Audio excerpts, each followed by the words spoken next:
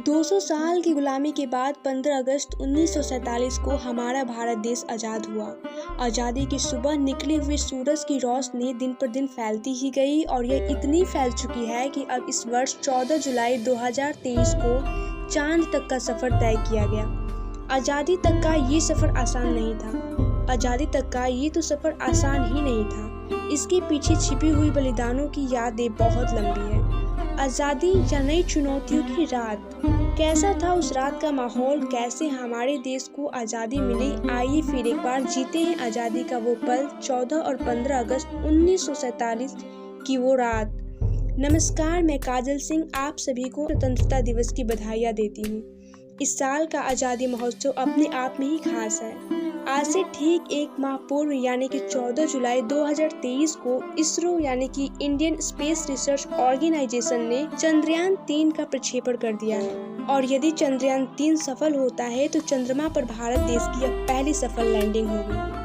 आज़ादी के पश्चात हमारे भारत देश ने हर क्षेत्र में भारी मात्रा में प्रगति की है। देखिए, इस बात से तो हम सभी वाकिफ है कि 15 अगस्त 1947 को भारत देश आज़ाद हुआ, लेकिन इस दिन का सफ़र क्या इतना आसान था? नहीं, भारत देश का जन्म बहुत ही कठिन परिस्थितियों में हुआ है। शायद ही उस समय ऐसा कोई और देश हो जिसका जन्म इतनी कठिन परिस्थितियों से होकर गुजरा हो।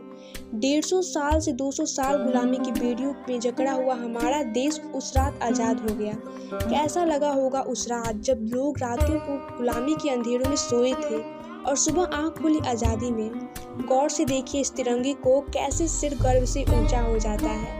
उस रात कितना अनोखा और अनमोल होगा वो पल जब दूसरे दिन 15 अगस्त 1947 को सुबह 8 बजे भारत देश के प्रधानमंत्री माननीय श्री पंडित जवाहरलाल नेहरू जी ने स्वतंत्र भारत में लाल किले पर यूनियन जैक उतारकर हमारे तिरंगे को फहराया। देखिए कितना खूबसूरत है आज़ादी का ये नज़ारा। आखिरकार वो दिन आ ही गया। हर निजी सरकारी कार्यालयों से, मकानों से यूनियन जैक उतारकर तिरंगा चढ़ाया जा रहा था। लोग उत्साह और उमंग से भरे थे और सब तरफ राष्ट्र की गीत सुनाई पड़ रही थी कानों में।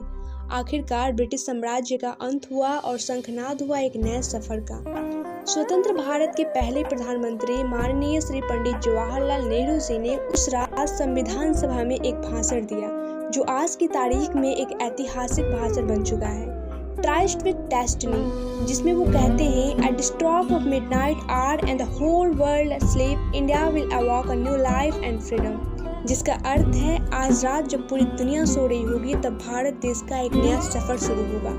भारत देश स्वतंत्र और नए जीवन, उज्जवल भविष्य की शुरुआत करेगा। उस दिन से लेकर आज तक देश विभाजन, आक्रमण से लेकर अनेक विपदाओं का हमारे भारत देश ने डटकर सामना किया। उस वक्त लोगों का कहना था कि इतने विविधतापूर्ण राज्यों से भरे हुए राष्ट्र को अखंड राष्ट्र बनाना असंभव है, लेकिन आज हम उसमें भी समर्थ हैं।